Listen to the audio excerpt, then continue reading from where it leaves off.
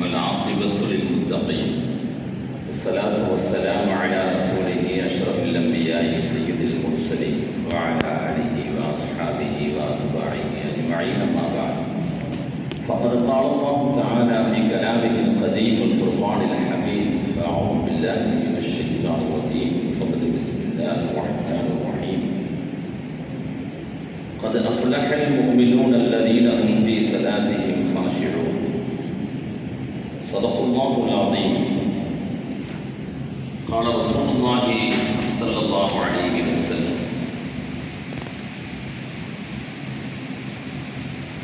لا صلاة لمن لم يقرأ في فاتحة الكتاب.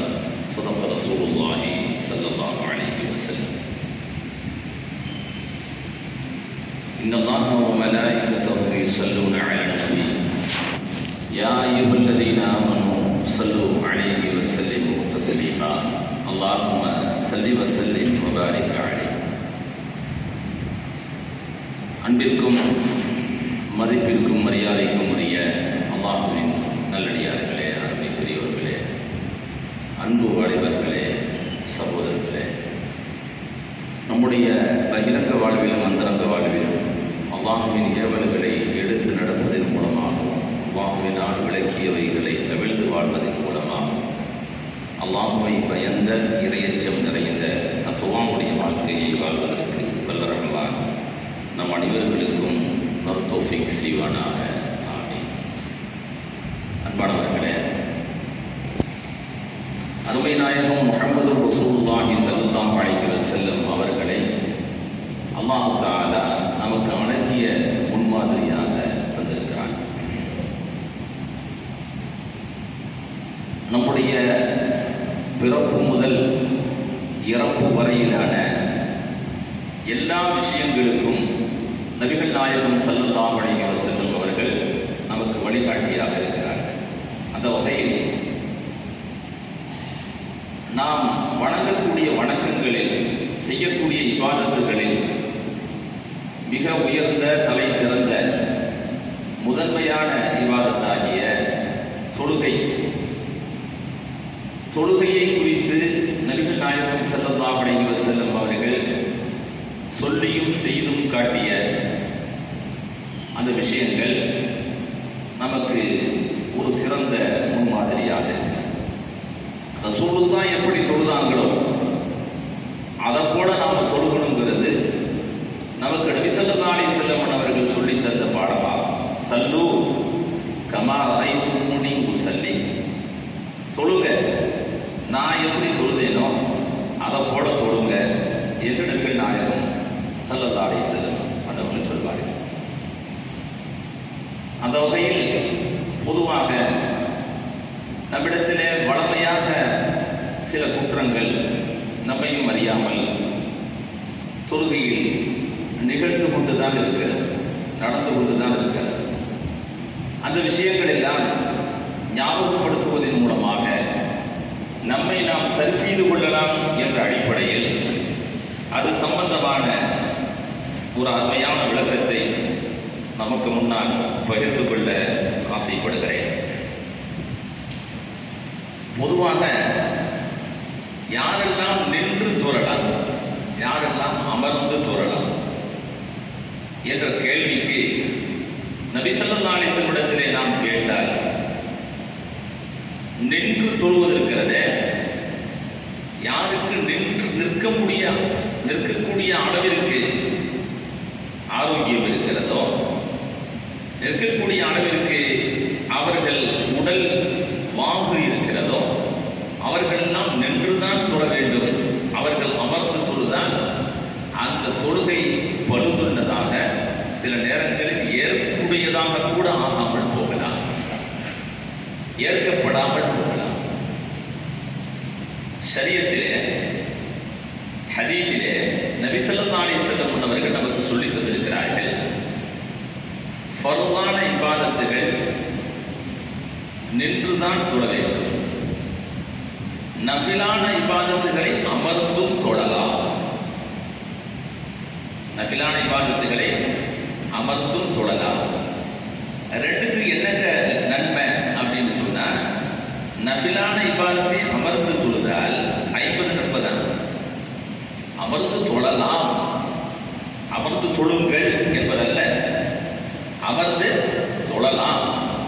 அப்ப 50% நன்மையை குறைத்து பெற ஆசை இருந்தால் உட்கார்ந்து தொழுவுங்க. ஆனா நஃபிலான இபாதத்துக்களை நீங்க உட்கார்ந்து தொழுது கொள்ளலாம் என்று நபிகள் நாயகம் ஸல்லல்லாஹு அலைஹி வஸல்லம் நமக்கு அனுமதித்திருக்கிறார்கள். ஃபர்லான இபாதத்துகளுடைய முக்கியமான நிலைகள் என்னவென்றால், முதலில் நிற்பது, தொழுகைக்காக வேண்டி நிற்பது. இரண்டாவது ருக்கூ செய்வது. மூன்றாவது சஜிதா செய்வது. இந்த 3 அமர்வுகள் இருக்கிறதே, 3 நிலைகள் இருக்கிறதே, இந்த 3 நிலைகளையும் ஒருவர் பரிபூர்ணமாக செய்யும் பொழுதுதான் அவர் தொழுகையை பரிபூர்ணப்படுத்தியவராக ஆவார். தொழுகையில் இன்னும் பல நிலைகள் இருக்கிறது, பல அம்சங்கள் இருக்கிறது. ஆனாலும் இந்த ருக்கு சுஜூத் இல்லாத ஒரு தொழுகையை ஒருவர் தொழுதால் அந்த தொழுகை அவனிடத்தில் ஏற்புடையதாக ஆகாது என்று நபிகள் நாயகம் ஸல்லல்லாஹு அலைஹி வஸல்லம் சொன்ன செய்தியை ஹஜ்ரத் உமர் ரலியல்லாஹு அன்ஹு அவர்கள் சொல்கிறார்கள். எங்கள் காலத்தில், அதாவது ரசூலுல்லாஹுடைய வஃபாத்திற்கு பின்பாக, ஒரு சஹாபி ருக்கு சரியா செய்யல. ருக்கு செஞ்சாரு, அறகுறையா செஞ்சாரு. சஜிதா செஞ்சாரு, அறகுறையா செஞ்சாரு. உமர் ரலியல்லாஹு அன்ஹு அவர்கள் கேட்டாங்க, எப்ப இப்படித்தான் நீ தொழுதுகிட்டு இருக்கிறியான்னு கேட்டாங்க. அவனை இப்படித்தான் எப்பவுமே தொழுதுகிட்டு இருக்கிறேன் என்று அந்த சஹாபி சொன்னார். அப்ப இவ்வளவு நாள் நீ தொழுது பூரா வேஸ்ட்டு, நீ இன்னும் தொழவே இல்லை, உன்னுடைய தொழுகை இன்னும் தொழுகையாகவே ஆகவில்லை என்று யார் சொன்னார்? அதற்கு உமர் ரலியல்லாஹு அன்ஹு அவர்கள் சொன்னதாக நாம் சஹாபாக்களுடைய அந்த செய்தியிலே நாம் பார்க்கிறோம். அப்ப ருக்கு சுஜூத் என்பது தொழுகையினுடைய முக்கியமான அம்சமாகும். இப்ப யாருக்கு உட்கார்ந்து தொழுகலாம்? நின்றுகிட்டு யாரு சொல்ல முடியலையோ அவங்க உட்கார்ந்துட்டு தொழுகலாம். அப்ப நிற்க முடியாதவர்கள் அமர்ந்து தொழலாம் என்று இருக்கும் பொழுது, அமர்ந்து நிற்க முடிந்தவர்கள் அமர்ந்து தொழுதால் அந்த தொழுகை ஏற்புடையதாக ஆகாது என்ற கருத்தை நாம் பார்க்கிறோம். இரண்டாவது, உட்கார்ந்து தொழுகிறாங்க. உட்கார்ந்து தொழுவதிலே யார் சேர்ல உட்கார்ந்து தொழுவலாம், யார் கீழே உட்கார்ந்து தொழுவலாம். யாருக்கெல்லாம் கீழே அமர்ந்து தொழ முடியுமோ அவங்க சேர்ல உட்கார்ந்து கூட. கீழே உட்கார்ந்து எந்திரிக்க முடியுமா? என்ன செய்யணும்? கீழே தான் உட்கார்ந்து தொழணும். இதை நான் பல தடவை சொல்லிட்டேன், ஆனால் காதில் வாங்குறதா இல்லை. ஏன்னா அது ரொம்ப சௌரியமா இருக்குன்னு நினைக்கிறாங்க. இல்லை, நாம் தொழ வந்தது சௌரியத்திற்காக வேண்டிய அல்ல.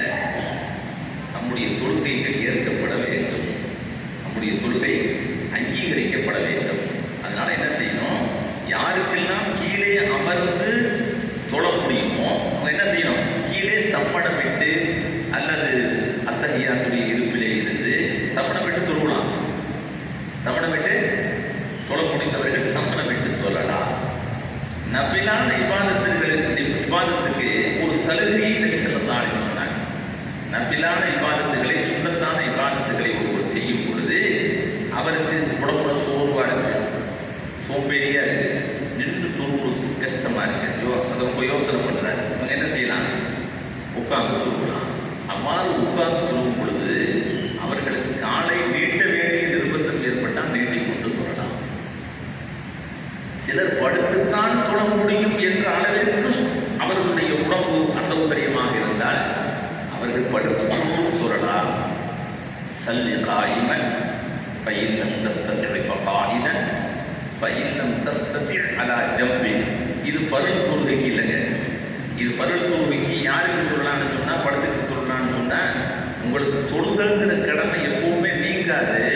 நீங்க சக்கராத்துடைய நாட்டில் இருந்தாலும், அந்த நோயில இருந்தாலும், அதாவது மூச்சுக்காக வேண்டி இருந்தாலும் ஒரு நோயில ஒருத்தர் இருக்கிறாரு, ஆனா அறிவு வேலை செய்யுது, அறிவு நல்லா படிச்சுட்டு இருக்கு, யாரை பார்த்தாலும் இவர் தான் இன்னாலும் தான் தெரியுது, பேச்சுக்கு பதில் சொல்றாரு. இவர் மீது தொழுக கடமை, இவர் மீது தொழுக கடமை. இவருக்கு மயக்கம் இல்லை, புத்தி பேதளிக்கல, இவருக்கு என்ன செய்ய முடியல, தானா ஒன்றுக்கு போக முடியல, ரெண்டுக்கு போக முடியல, அதை சுத்தம் பண்றதுக்கு ஒரு ஆள் தேவைப்படுது.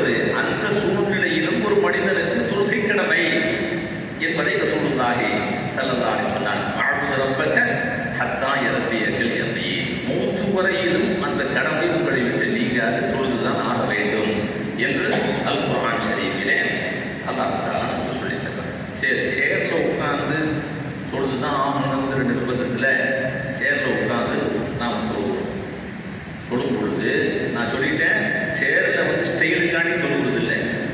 ஸ்டைல் ரெண்டாவது சேரில் உட்காந்து தொழுவது, கீழே உட்காந்து தொழ முடிந்தவர்கள் சேரில் உட்காந்து தொழுத தொழுவே கூடாது. இது நல்லா விளையுது.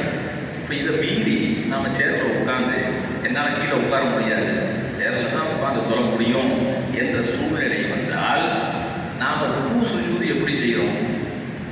தப்பாச்சு. ருக்கு சுஜூதுகளை தவறுதலாக செய்கிறோம். எப்படி செய்யணும் என்றால், ருக்கு செய்யும் பொழுதும் சஜிதா செய்யும் பொழுதும் தொடைய விட்டு கைகளை அகற்றவே கூடாது. ருக்குவுக்கு ஒரு ஸ்டைலில் கொண்டு வந்து கை வைக்கிறது, சஜிதாவுக்கு இன்னும் கொஞ்சம் நீட்டமாக கை வைக்கிறது, இதெல்லாம் கிடையவே கிடையாது. அப்படி ஒரு தொழுகையே கிடையாது.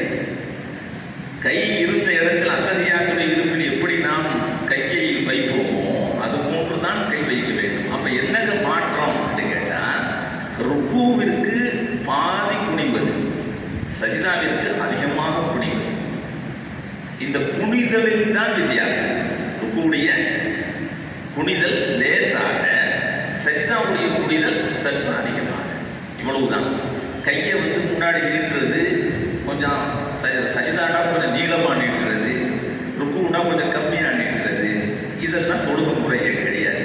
இதெல்லாம் சில வீட்டில் ஸ்டேஜ் நம்மளும் போட்டுதான் வச்சுருந்தோம், முன்னாடி ஒரு கட்டை, அந்த கட்டை மேலே கையை வச்சு ருக்கு செய்வது சஜிதா செய்வது, இதெல்லாம் கூடவே கூடாது.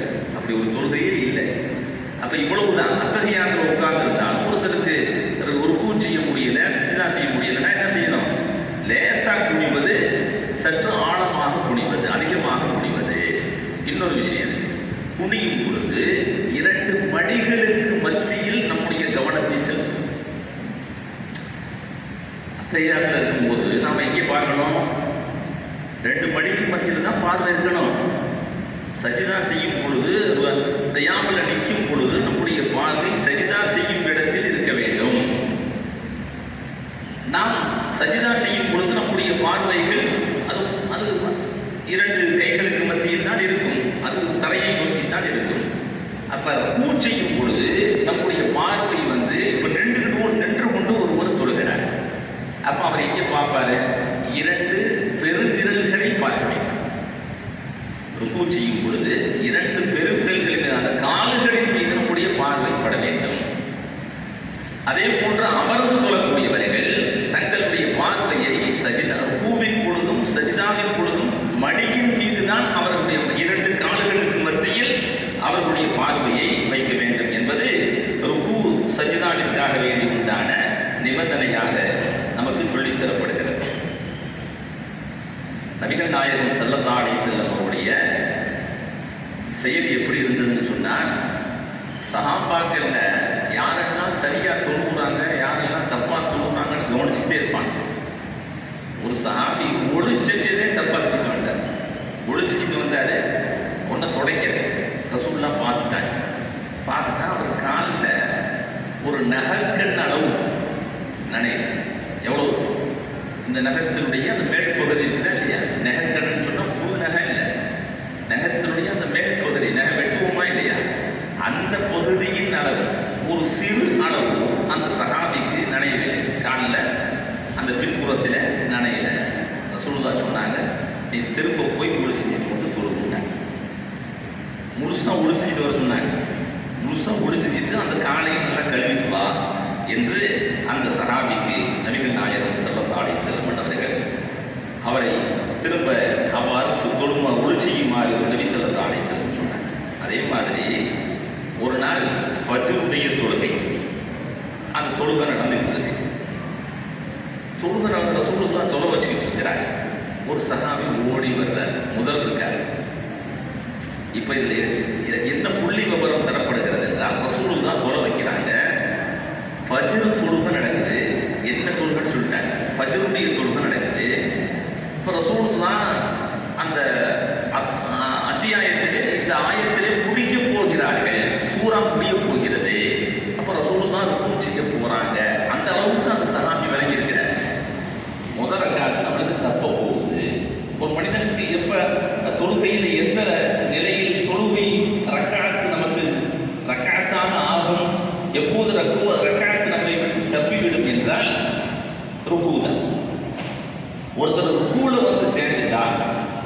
அவருக்கு அந்த தொழுகை கிடைத்ததாக, அந்த ரக்காத்து கிடைத்ததாக. ருக்கு தப்பிருச்சு, ருக்கு கிடைக்கல, அந்த ரக்காத்து அவருக்கு கிடைக்கல அர்த்தம். ஆனா அதுக்கு பின்னாடி சேரலாமா? சேரலாம்.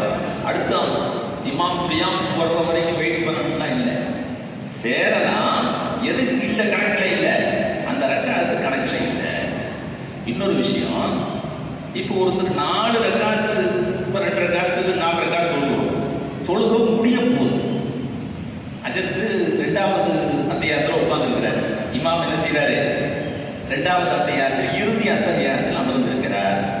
இப்ப இவர் அந்த தொழுகையில் சேர்ந்து கொண்டால், அத்தகையாத்துடைய அந்த இருப்பில் சேர்ந்து கொண்டால், அவருக்கு அது ரக்காத்தில் கணக்கிடப்படுமா, ஜமாத்தில் கணக்கிடப்படுமா, அல்லது ஜமாத் கிடைக்காம போயிருச்சா என்ற கேள்வி வந்தால், ஜமாத்து கிடைத்த நன்மை உண்டு. ஒரு ஜமாத்தோடு சேர்த்து தொழுதான் 27 மடங்கு நன்மை.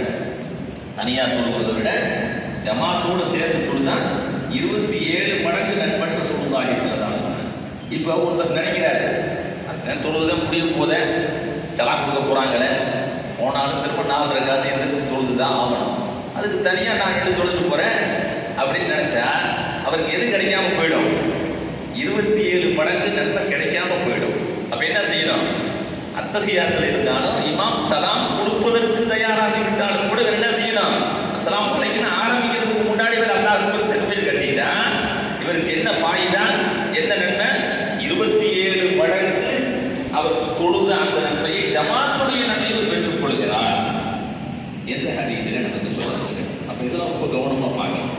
அப்போ ஒரு ரக்காத்து கிடைப்பதற்கு உண்டான சான்ஸ் அந்த ரக்காத்துல 1வது ரக்காத்துலையோ 2வது ரக்காத்துலையோ அல்லது 4 ரக்காத்து தொழுகைக்கு பொழுது 3வது ரக்காத்துலையோ 4வது ரக்காத்துலையோ எது வரைக்கும் சான்ஸ் இருக்கு? எழுந்து இமாம் தொழுது கொண்டிருக்கக்கூடிய சந்தர்ப்பத்தில் இமாம் ருக்கூக்கு போயிட்டார். ருக்கூல இருந்து இன்னும் கியாமுக்கு வரல, சமிஅ அல்லாஹு லிமன் ஹமிதான்னு சொல்லல.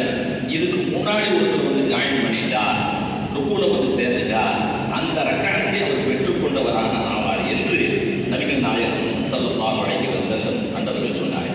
அப்போ ஒரு சஹாபி வந்தார், ஃபஜ்ர் தொழுகிறாங்க ரசூலுல்லாஹ். அவர் வந்தவர் என்ன செஞ்சாரு? ரசூலுல்லாஹ் இந்த சூறாவை முடிக்க போறாங்கன்னு தெரிஞ்சுக்கிட்டார். வந்தாரு, கேட்ட திறந்த உடனேயே உள்ள ரசூலுல்லாஹ் அல்லாஹ் அக்பர்னு போனாங்க. எல்லாமே அல்லாஹ் அக்பர்னு போயிட்டார். அல்லாஹ் அக்பர் தக்பீர் இருந்தார். என்ன செஞ்சாரு? டக்குனு ருக்கு செஞ்சுட்டாரு. எங்கே நிற்கிறார் அவர்? ஒன்னும் சப்புக்கு வரல. சப்புக்கு வராம நுழைவாயில் இருந்து என்ன செய்யறாரு? அல்லாஹ் அக்பர் ருக்கு செஞ்சுட்டாரு. ருக்கு செஞ்சுட்டு என்ன செஞ்சாரு? கொஞ்சம் கொஞ்சமா நகண்டு, தொழுகையில நகர்றதுக்கு ஜாயிஸ் இருக்கு, நகண்டு நிக்கலாம். இப்போ ஒருத்தர் மட்டும் இமாம் மட்டும் நிற்கிறாரா, அவரை பின்தொடரக்கூடியவர் 2வது ஆளாக இமாமுக்கு அந்த கால் பாதத்துக்கு கீழ் நகண்டு நின்றால் போதும். இமாம் நிற்கிறாங்க, இங்கன்னா இமாமுக்கு துணையாக 2வது ஆள் வந்து நிற்பார். இப்போ 2வது ஆள் வந்து என்ன செய்யணும்? இவர் நகண்டு பின்னாடி போயிட்டு, நகண்டு யாரு? இமாமை பின்பற்றக்கூடியவர் என்ன செய்வாரு? பின்னாடி போயிடுவாரு. சஃப் ஆரம்பமாயிடும், சஃப் இருந்து ஆரம்பமாயிடும். இப்படியே சஃப் இப்போ நகர்றதுக்கு அனுமதி இருக்குல்ல? இருக்கு. ஒரு இமாம் தொலை வைக்கிறார், அவருக்கு காற்று பிரிஞ்சிருச்சு. இப்போ என்ன செய்யலாம்? டக்குன்னு அப்படியே பின்னாடியே போய் வாயை இழுத்து விட்டு, நீ தொழு வையா, எனக்கு தொழு வைக்கிறதுக்கு சான்ஸ் முடிஞ்சு போச்சு, நீ தொழு வைக்க, அவர் அதுலேருந்து கண்டினியூ பண்ணலாம். அது எந்த ரெக்கார்டாக இருந்தாலும் சரி, எந்த இருப்பாக இருந்தாலும் சரி, நகர்ந்து கொள்ளலாம் என்ற காய்ஸ். அப்ப நகர்ந்து போவதில் தப்பு இல்லை. அந்த சஹாபி என்ன செஞ்சாரு? ஃபஜ்ர் தொழுகையில முதல் ரக்காத்து தக்பீர்னு நினைச்சிட்டு உள்ள பூந்தவர் என்ன செஞ்சாரு? நுழைஞ்ச உடனே ருக்கு போயிடும். இருந்து அவ்வளவு தூரத்துக்கு போக முடியாட்டியும் ரசூலுல்லாஹ் ஸல்லல்லாஹு அலைஹி வஸல்லம் எந்திரிச்சுட்டா என்ன ஆகுறது என்று நினைத்தவர் அங்கேயே தக்பீர் கட்டினார், ருக்கு செஞ்சார். அவர் தொழுது முடிச்சுட்டு ரசூலுல்லாஹ் கூப்பிட்டாங்க, பாய்ஷா வாங்க. என்ன உள்ள நுழைஞ்ச உடனே ருக்கு கட்டிட்டீங்களே, உள்ள நுழைஞ்ச உடனே தொழுக ஆரம்பிச்சிட்டீங்களேன்னு கேட்டாங்க. தொழுது முடிச்சுட்டு ரசூலுல்லாஹ் கேட்குறாங்க. இது மாதிரிலாம் ரசூலுல்லாஹ் கேட்பாங்க. ஒரு தடவை சொன்னாங்க, ரசூலுல்லாஹ் உங்களுக்கு முன்னால எனக்கு முன்னாடி இருக்கிறத நான் கவனிக்கிற மாதிரி எனக்கு பின்னால் இருப்பதையும் அல்லாஹ் எனக்கு அறிவிக்கிறான், நான் அதை அறிகிறேன் என்று நபிகள் நாயகம் ஸல்லல்லாஹு அலைஹி வஸல்லம் சொன்னாங்கல்ல. அந்த சஹாபியை கூப்பிட்டு கேட்டாங்க, இனிமேல் இப்படி செய்யாது, அந்த ரக்காத்துக்கு போனாலும் பரவாயில்லை, ரக்காத்து அப்படி என்ன அவசரமா தொழுவீங்க? அந்த ரக்காத்து போனா அடுத்த ரக்காத்து கிடைக்கும்ல. ஜமாத்துடைய அந்த நன்மை என்பது சலாம் கொடுக்கும் வரையிலும் இருக்கத்தானே செய்யுது. சலாம் கொடுக்குற வரைக்கும் அற்புதம் இருக்கத்தானே செய்யுது என்று நபிகள் நாயகம் ஸல்லல்லாஹு அலைஹி வஸல்லம் இனிமேல் நீங்கள் அவசரமாக ஓடி வருவது ஒழிச்சுட்டு அவசரமாக முதல் காத்து போயிட்டா திரும்ப எதிர்த்து தொழுவணும் என்று நினைச்சிட்டு என்ன செய்யக்கூடாது, வேகமா ஓடி வருதல் கூடாது என்று கியாமத்து நாள் வரையிலும் வரக்கூடிய மக்களுக்கு அந்த சஹாபாக்களை கொண்டு நபிகள் நாயகம் ஸல்லல்லாஹு அலைஹி வஸல்லம் பயிற்சி தந்தார்கள் என்பதை நாம் பார்க்கிறோம். இப்படி ரசூலுல்லாஹ் நேரடியான அந்த அதாவது சஃப் நிக்கிறதுல இருந்து தொழுவுறதுல இருந்து ஒளிச்சியதுல இருந்து எல்லாம் கரெக்டா ஒளிச்சிக்கிறாங்களா, கரெக்டா தொழுகிறாங்களா, தொழுகைக்கு ஏதாவது அவர்கள் தவறுகள் இழைக்கிறார்களா என்பதையெல்லாம் கவனித்து ரசூலுல்லாஹி ஸல்லல்லாஹு அலைஹி வஸல்லம் அவர்கள் என்ன செய்வாங்க, திருத்துவார்கள் என்று ஹதீஸ் நூல்களிலே நாம் பார்க்கிறோம். அபூ பக்ரான் ஒரு சஹாபி, அந்த சஹாபி என்ன செஞ்சாரு, அவர் தான் செஞ்சார் கூட. அதே போன்று இன்னொரு சஹாபி வந்தால் அவர் என்ன செஞ்சாரு, அவசரமா தொழுகையில நிதானம் தேவை, ஓதுதலிலும் நிதானம் தேவை, தொழுகையிலும் நிதானம் தேவை. அவசரமாக தொழுதால் அந்த தொழுகை அல்லாஹ் என்ன செய்வான், கரித்துணியை தூக்கி அந்த பழைய துணியை வீசி எறிகிற மாதிரி நம்முடைய அமல்களை வீசி எறிந்து விடுவான் என்று ஹதீஸிலே சொல்லப்படுகிறது. கத் அஃப்லஹல் முஃமினூன, மூமின்கள் வெற்றி அடைந்து விட்டார்கள். எத்தகு மூமின்கள், அல்லதீன ஹும் ஃபீ ஸலாத்திஹிம் காஷிஊன், யார் உள்ளச்சத்துடன் தொழுதார்களோ அந்த மூமின்கள் வெற்றி அடைந்து விட்டார்கள் என்று நபிகள் நாயகம் ஸல்லல்லாஹு அலைஹி வஸல்லம் சொன்னாங்க. தொழுகையில அடுத்த ஒரு விஷயம் என்னன்னு சொன்னா தக்பீர் கட்டுறது. தக்பீர் கட்டும் பொழுது காதுகளின் சோனை வரையிலும் கைகளை உயர்த்து என்ன செய்யணும், எப்படி உயர்த்தணும், இந்த உள்ளங்கை வெளியில தெரியும். நிறைய பேர் என்ன செய்யறாங்கன்னா அல்லாஹ் எப்படி என்னைய பாருங்க அல்லாஹ், இது தொழுகையில தக்பீர் கட்டும் பொழுது காதுகளின் சோனை வரையில் கைகளை உயர்த்தி இந்த உள்ளங்கை கிப்லாவை முன்னோக்கி இருக்க வேண்டும் என்று நபிகள் நாயகம் ஸல்லல்லாஹு அலைஹி வஸல்லம் சொன்னார். அதே போன்று தொழுகையில இமாம் அவர்கள் கிராத் ஓதினால் மாமூம்கள் கேட்டுக் கொண்டிருக்க வேண்டும். ஃபைதா கரஅல் குர்ஆன ஃபஸ்தமிஉ லஹு வஅன்சிது லஅல்லகும் துர்ஹமூன். அல்லாஹ் தஆலா சொல்றான், இமாம் ஓதும் பொழுது அதை நீங்கள் வாய் மூடி காது தாழ்த்தி கேளுங்கள் என்று அல்லாஹ் குர்ஆனிலே சொல்கிறான். அப்ப இமாம் ஓதுனா திரும்ப நீங்க ஒருக்காக ஓதணுங்கிற அவசியம் இல்லை. அதை விட பெரிய விஷயம், இப்ப சில ரக்காத்துகள் இருக்கு, இப்போ லொஹர் அஸ்ர் இதெல்லாம் சிறியத்தான தொழுகைகள், அதுல இமாம் சத்தம் போட்டு ஓத மாட்டாங்க. அந்த தொழுகைகளில் நீங்கள் சூரத்துல் ஃபாத்திஹாவை நீங்கள் ஓதிக்கொள்ளலாம். இமாம் ஓதுதலே போதுமானது என்றும் ஹதீஸ் இருக்கிறது. பின்னால் உள்ளவர்கள் ஓதுவதற்கும் அனுமதி இருக்கிறது. அதற்குண்டான ஹதீஸ் என்னன்னு சொன்னா, லா ஸலாத்த லிமன் லம் யக்ரா ஃபீ ஃபாத்திஹத்தில் கிதாப், யாருடைய தொழுகையில் சூரத்துல் ஃபாத்திஹா ஓதப்படவில்லையோ அந்த தொழுகை கூடாது, அது தொழுகை இல்லை என்று ரசூலுல்லாஹி ஸல்லல்லாஹு அலைஹி வஸல்லம். இதுல நான் சொல்ல வந்த முக்கியமான விஷயம் என்னன்னா, அதாவது இப்ப நான் இந்த மைக்கு மாட்டிருக்கிறேன், இது மூச்சு விட்டா கூட சவுண்ட் வரும், இமாம் மூச்சு விட்டா கூட சவுண்ட் வெளியே வரும். அப்ப நான் சுப்ஹானல்லாஹி அலீம் நான் சவுண்ட் வெளியே கேட்குது, அஜர்த்து சொல்றது நம்ம காலையில் கேட்குது. அப்ப நம்ம சொன்னா ஒன்றும் தப்பு இல்லைன்னு நிறைய பேர் தான் நினைக்கிறாங்கல்ல, சுப்ஹானல்லாஹி அலீம் சுப்ஹானல்லாஹி அலீம் சொல்றாங்க, சுப்ஹானல்லாஹி அலீம் சுப்ஹானல்லாஹி அலீம் சொல்றாங்க. இமாம் ஓதும்போது சேர்ந்தே சில பேர் ஓதுறாங்க. இதுவெல்லாம் தவறாக, இதுவெல்லாம் ஒரு சஹாபி தொழும் பொழுது இது மாதிரி சத்தம் விட்டார், ரசூலுல்லாஹ் அந்த சஹாபியை கூப்பிட்டாங்க, நான் ஓதும் பொழுது எனக்கு இடையூறான ஒருவருடைய சத்தம் வந்ததே, அது யாரு, அவர் இமாம் அப்படின்னு கூப்பிட்டாங்க. ரசூலுல்லாஹ் கூப்பிட்டு சொன்னாங்க, இனிமேலும் செய்யணும், இனிமேலே தொழுகிற ஆளுங்களுக்கு இடைஞ்சல் பண்ணக்கூடாதுன்னு சொன்னாங்க. சொல்லும்போது என்ன சொன்னாங்க, தொழக்கூடியவர்களுக்கு நீங்கள் இடையூறு செய்யாதீங்கன்னு சொன்னாங்க. அதனால நம்மளுடைய அந்த ஆர்வத்தின் உச்சத்தில் நல்லா தொழுகணும், கரெக்டாக தொழுகணும்னு நினைச்சிக்கிட்டு பக்கத்தில் இருக்கிற ஆளுக்கு டிஸ்டர்ப் பண்ணக்கூடாது, இடைஞ்சல் பண்ணக்கூடாது. ஆக இதுவெல்லாம் நாம் கடைபிடிக்க வேண்டிய முக்கியமான விஷயங்களாகும். இன்னும் நிறைய விஷயம் இருக்கு. இன்ஷா அல்லாஹ் எதெல்லாம்